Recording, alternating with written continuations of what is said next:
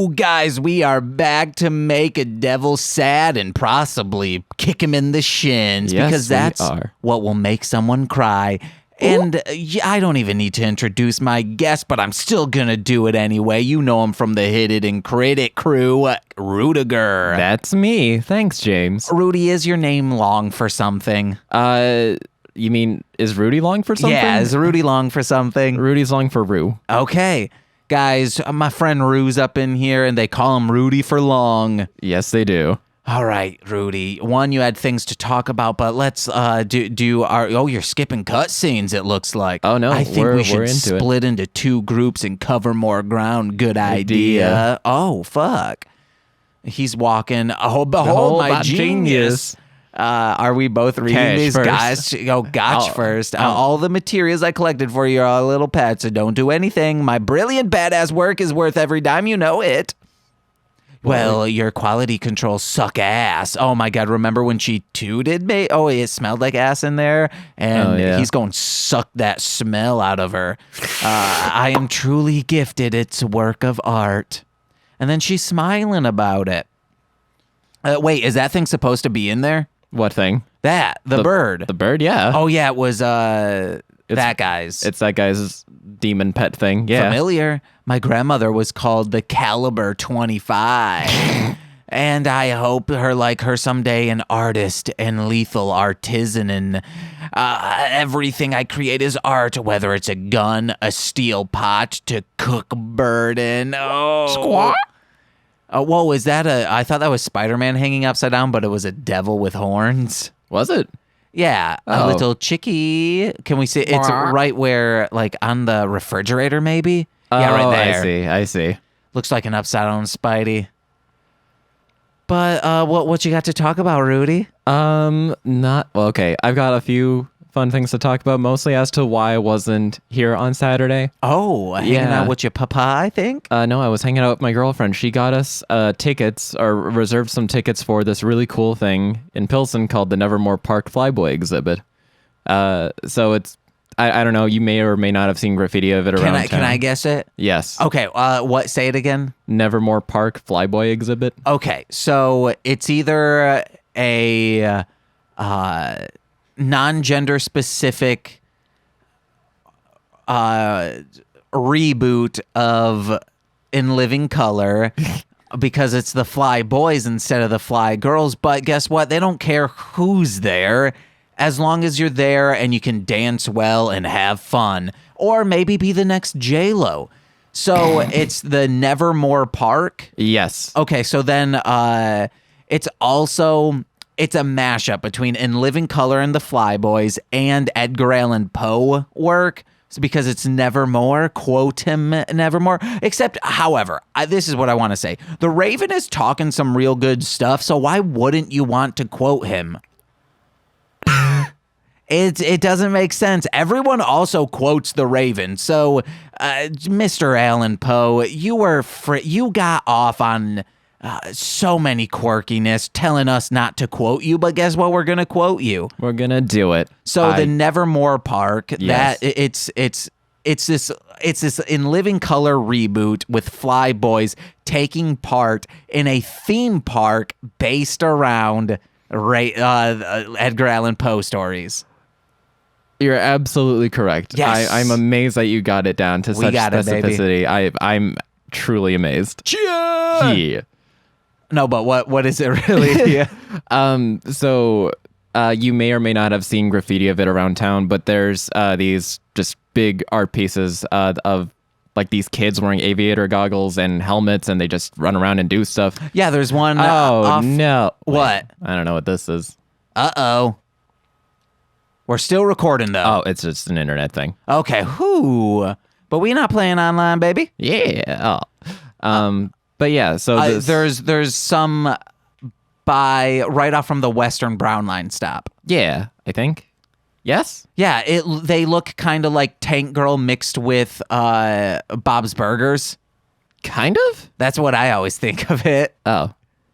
Well, maybe. I'm not 100% sure, but how to properly describe it. But basically, this guy, the artist for all that stuff, he set up an interactive exhibit art piece museum out in Pilsen, just called Nevermore Park. You go in and it starts off like a real museum. Like there's pieces on like just art pieces on a wall, some statues and a couple other sculptures and stuff. But then you walk into a room and it just has like, there's a newspaper stand with comics you can actually read and take up off the shelf. It just, everything's absolutely interactive.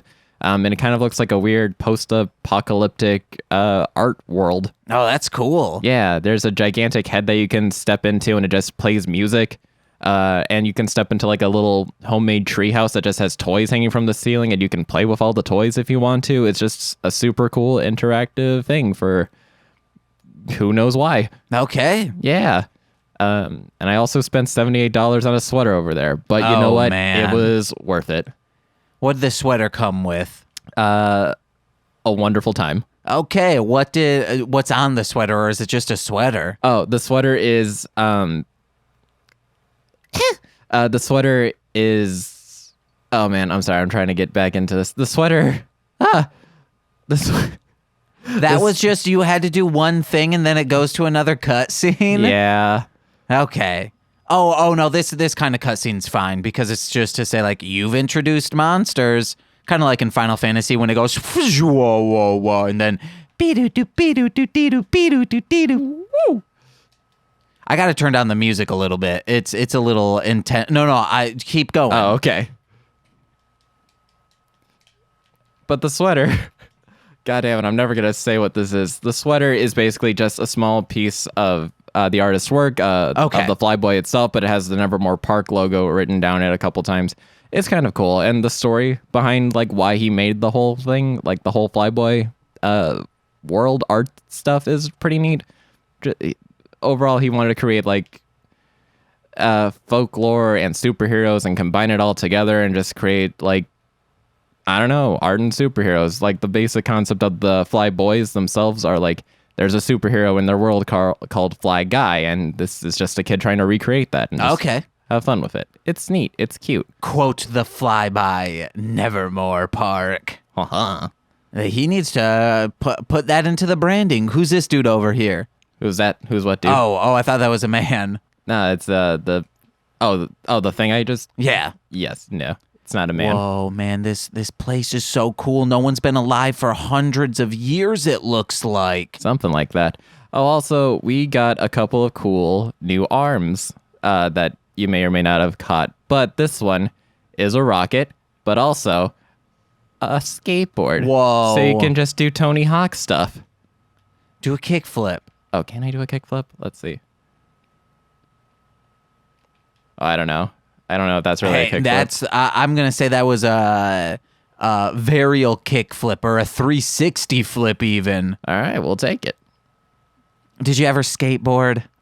Yes, actually. I started skateboarding when I was 14, but not like cool, I can do tricks type of skateboarding, just, like cruising type Get of around the skateboarding. city. Pretty much. You were cruising, na-na-na-na-na-na-ming. That's a Hunks in His Punk song, but I don't know lyrics, so all I know is cruising, na-na-na-na-na-ning. You ever listen to Hunks in His Punks? I've never heard of Hunks in His Punks. Oh, dude, you would love Hunks in His Punks. Or just Hunks, or Seth Bogart under his actual name. He was in the band Gravy Train. Do you know them? Gravy Train. No, I've heard of Young Gravy, but not Gravy Train. Nope, not Young Gravy. They had this song called Hella Nervous. That's probably their most popular one. Or Double Decker Supreme, talking about being in a three-way. What was their... You made me gay, girl. You made me gay, girl. You ain't gay. Hey, you made me gay. Excuse me? Yeah, Hunks is a very like queer core artist. Oh. He's dope. That's nice. Queercore. I've never heard that term before. Is that like a thing in the rap community? It's started with punk rock and then is now kind of just an over-encompassing thing, I believe. There's a documentary about it too that I want to do on This Movie's Gay, but I would like to have kind of Corwin knows nothing about music, so it would be not like It would be like if this movie's gay had 2 straight hosts. So it's like, oh, well, where are you pulling any what's the word I'm looking for? Relation. That what's the word like that? You don't have any firsthand experience. There we go. That's it. He's done it. Yeah, so like I think I brought up like Kathleen Hanna, and Corin was like, I don't know who that is. Which is, I mean, like, Corwin should know because Le Tigre seems like up his alley. Le Tigre? Yeah, you don't know who Le Tigre? Man, you would love Le Tigre. What's Le Tigre? This sounds like a Cartoon Network show I once saw. They're just like this super poppy band that you would like. I can't like. I believe it's Le Tigre. Sometimes I get names of bands wrong. Why don't I have my gadget next to me? Your gadget? Oh, it is next to me. My iPod Touch. Ah, the gadget. You made me gay, girl. You made me gay, girl. You ain't gay. That's a woman saying that. Oh. I should read the lyrics to You Made Me Gay. You made me gay. Lyrics by Gravy Train.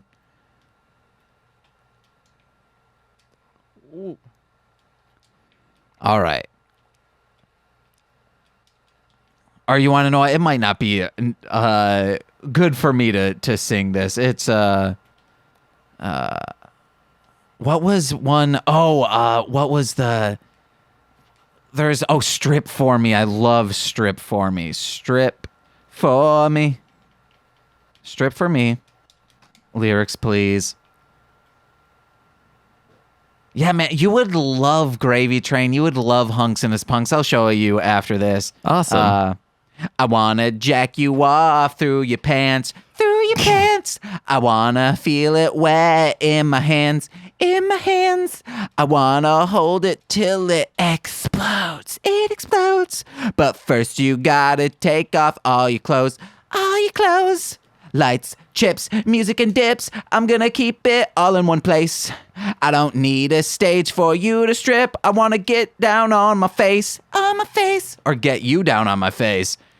Yeah, man, it's really good. I love it.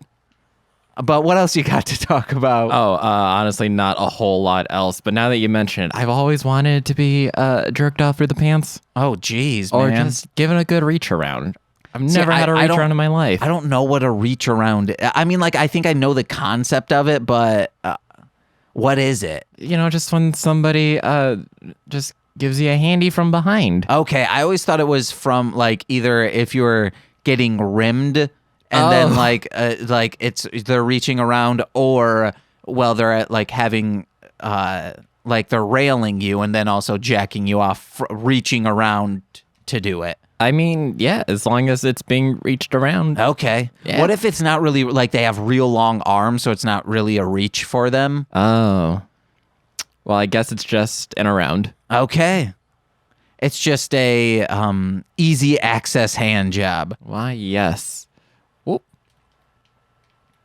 I don't think, I mean, what would be the point of just, like, I guess, like, you're being held?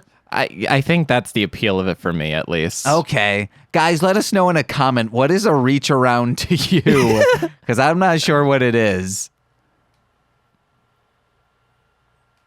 I don't think I mean, I'm pretty sure I've been, like, jacked off through the pants. Yeah? Yeah. I mean, like, with your pants still on, or just... Okay. I was just, like, absolutely. As, like, in high school... Beautiful. What was I going to say? I was thinking, have you ever seen that Cameron Diaz movie, like The Substitute with Justin Timberlake? Yeah, I have. Yeah, there's that one scene where Justin Timberlake and Cameron Diaz are going at it, but it's a dry humping round. Oh, I've done that too. I've never done that. I've totally in high school would dry hump until release. Really? I don't know if like the ladies knew. What do you mean? Because like I didn't like make it known. I wasn't like, oh, I'm jacking. It's just like rubbing up against one another. I mean, like, okay. Or it's not like I was like, ugh. I just played it cool. And then just made sure there wasn't a wet spot in my pants. That's what I'm hoping for. One of these days, I just want a wet spot on my pants. Oh, well, you can do that yourself. I mean, but what's the fun in that? You ejaculated. You know, That's the fun in that. you know what? I can't fault you for that logic. So, yeah. We got to get 69 red skulls. Is that a lot of red skulls? As of right now, not a whole lot. Okay. But we'll get there. We'll get there someday. Someday. I'll get there someday. I want to bring that podcast back, but ding dang it, don't have the time. Just I'll get there. Yeah. What's going on with that? Well, the two co-hosts just aren't interested in podcasting, so that at least that's what it seems like. They're like, man, I don't want to do this, even though it would have became popular. I know it because everyone is always telling me to bring it back, and I'm like, that's not on me. Message the two other co-hosts. But we're working on Patreon stuff. Yeah. So we currently have 4 things already done, like exclusive podcasts done. 3 of them all edited, polished, ready to go. But we want to get of the Nicolas Cage podcast, which we've openly talked about, Nicole and I, that has 2 recorded. We're going to record a 3rd next week. So we'll be like, everything's banked. We're hoping for an early April start for the Patreon. Nice. Oh, Like if everything works out how it should, the first Friday of April, I'm hoping to say like, hey guys, we ready.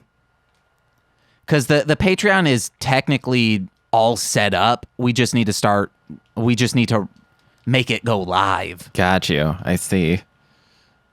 And say, is it live? What was I going to say? Is there much demand for a Nicolas Cage podcast? Other people have done it, of course, but like this is our take on it. Oh, of course. And Nicole just wants to do it. So I'm like, yeah, of course. I'll give Nicole the world. Oh, how long? I've never really asked you guys about your relationship because it just seems so natural and wonderful. But like, how long have you guys been together? On September 30th, also my birthday, it will be 7 years. 7 years. Yeah. Wow. It Man. doesn't feel like that at all. The longest relationship I've ever held up is like 2.5 years. Hey, that was when, how old are you? 23. Yeah, when I was 23, my longest relationship was like 3.5, so that's fine. So, like, what does it take to maintain a 7-year-long relationship?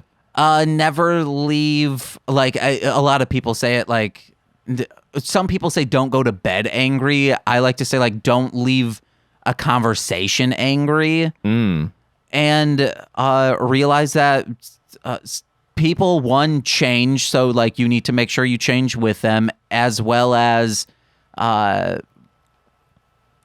people, not even like overall, like people do get people have like changes in their mood, and you just have to deal with that.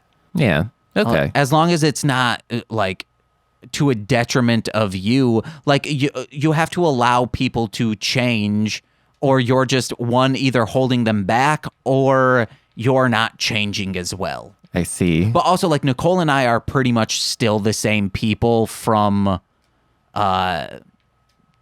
day one we were dating to now, except we're just like happier people. Aw. I think we're still like stressed and balls of anxiety, but I think we're happier where we are in life compared to where we started. Like, I was working at Burger King. Nicole was starting college in a field that she didn't want to go into. Interesting. But okay. And then she said, I just want to stop. And it was like 5 o'clock in the morning, and she was having to get ready to go to school. And I was like, then just don't. And she's like, but my parents will be mad. And I was like, if they truly care about you, they're not going to be mad. So like, if either of her parents are listening, it was not my fault she did drop out of college, but I reassured her that she didn't need to keep going. That's really nice. And in the long run, now, like, since both of us didn't go to a traditional 4-year college, I just went to community college to get an associate's to get out of Burger King. We don't have debt and all of that. Okay. So now I can afford to, with the little money I have saved up and how extremely frugal I live, I don't need a job while I build up the content that we're building up to then, like, because all we need is, like, if all of a sudden, like, 100 people over a month found out about all the podcasts and listen. Okay, hey guys, there was a quick cut in I accidentally hit the space bar. It wasn't for long, I don't believe. So, I don't remember what I was talking about. It was like college and stuff. Oh yeah, being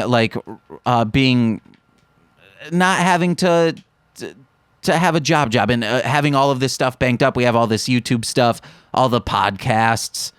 Like now, like Mostly Speaking Sentai has like 70 episodes. The other ones are at like between like 50 and 70 as well. 50 and 70. All right. We got them banked. Like, yeah, Hit It and Crit It now has 52, including the episode 0, 53. I forgot about episode 0. Oh man. What a time. I'd explained to them, hey, yeah, just like make it like a short thing, describe your characters a little bit. Ends up being like an hour and 10 recording. And I'm like, oh, guys, this is a lore dump.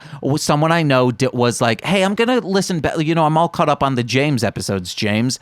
I'm going to go back and listen. Started episode 0. And he was like, yeah, that's just too much lore for me, so I'm just going to focus on the episodes I've already listened to. Gotcha.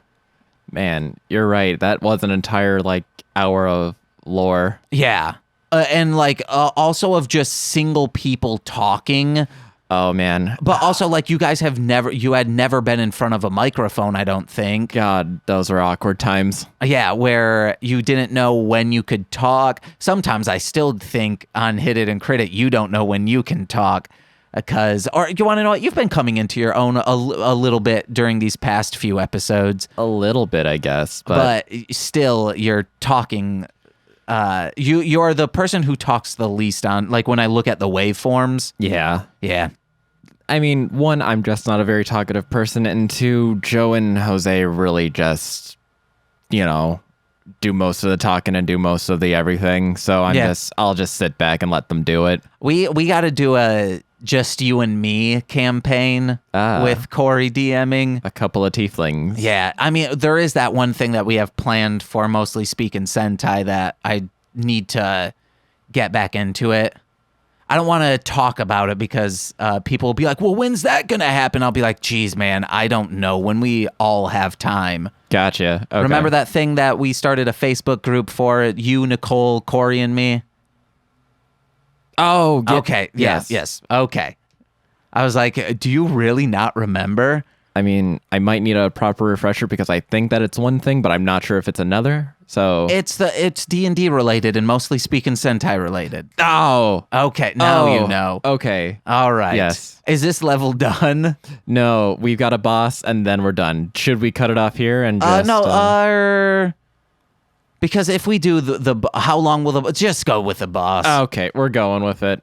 All right, let's get this boss daddy. Unless it's something where you're like, I need at least 4 tries to really get this boss cooking. Oh no, I could probably get it in 1. All right. Oh, Mermaid Man. Well, where's his Barnacle? Oh, that is also a Barnacle. This is Mermaid Man and Barnacle Boy. Oh man, with their powers combined, they are Barnacle Boy. Wait, is it Barnacle Boy or it's Mermaid Man and Barnacle Boy? It's Barnacle Man. Mermaid together, Boy? Mermaid Man and Barnacle Boy. They are Barnacle Boy. Oh, that's so scary. Mermacle Bay? I guess it would probably be like What's like a barnacle and a mermaid? They'd be called symbiotic relationship. Man, that sounds like hell. Oh man, you got this, man. You got this. Keep getting it. Keep getting it. Slice him up, baby. See, this is a good game since you've already played it before. Playing games you've never played before on a Let's Play are, I think, hard because they're hard to talk and. Right, I see. I mean, still, in general, for me, it's just hard to talk and. You should start a one-man podcast and you'll get really good at it. I mean, so I've wanted to try and start something, and I've wanted to try and start it with Jose.